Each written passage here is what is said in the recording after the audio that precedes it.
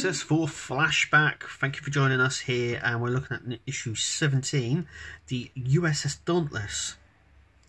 Don't be confused, this is not a Federation ship. Even though it says USS Dauntless, NX-01-A, it's not. It was an imposter ship that we saw in Deep Space Nine.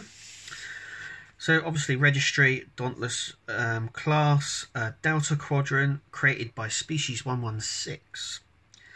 Deck 7, Crew 1 obviously. It has a quantum slipstream drive, which I think will become more of apparent in the new Star Trek series.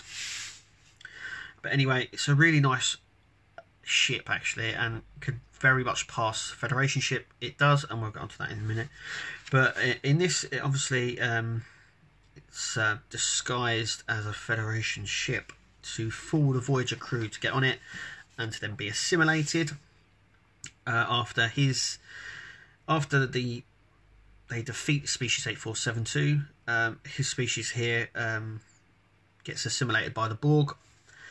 They blame Voyager for it, so he creates this sort of trap to take the crew to be assimilated on the Dauntless, and it's a really nice, sleek design, very Federation-like. I really like it.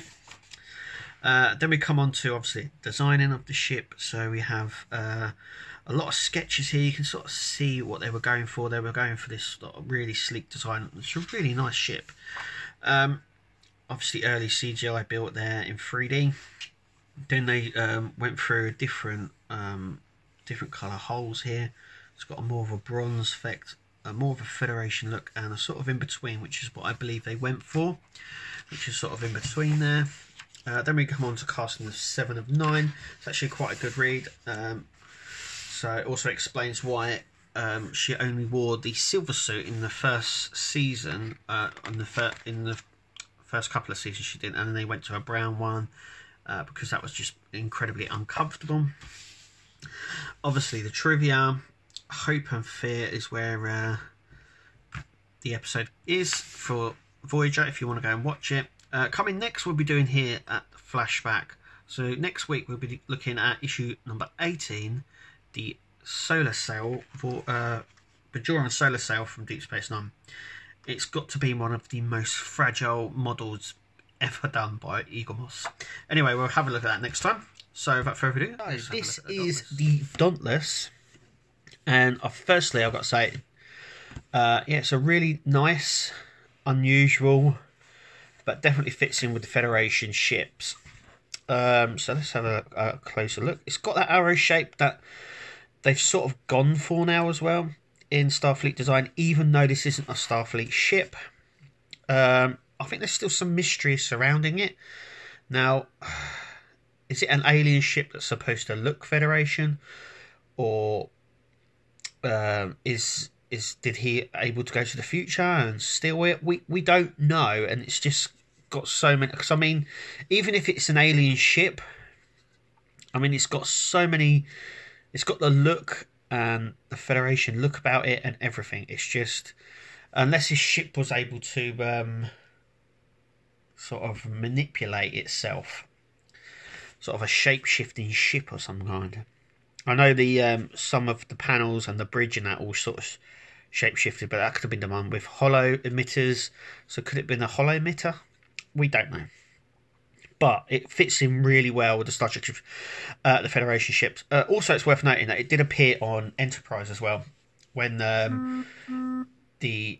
when Daniels took Archer to the future to see them battling the Sphere Builders. We saw the Office of Prometheus design. We also see this ship flying around as well. So at some point, it does become a Federation ship. Yeah, so there's not. It's a very small ship. You can tell this as well by the escape pods, and also by the size of the windows are quite big on this. There's no apparent bridge dome. Obviously, there's this slender, straight edge, but there's no sort of bit at the top here. So obviously, the bridge is here, but it's built into the hull, which is nice. We have the nice registry there. It's got that sort of R-Tech Federation design all over it, as you can see. The engines are really nice as well. Very nicely sculpted.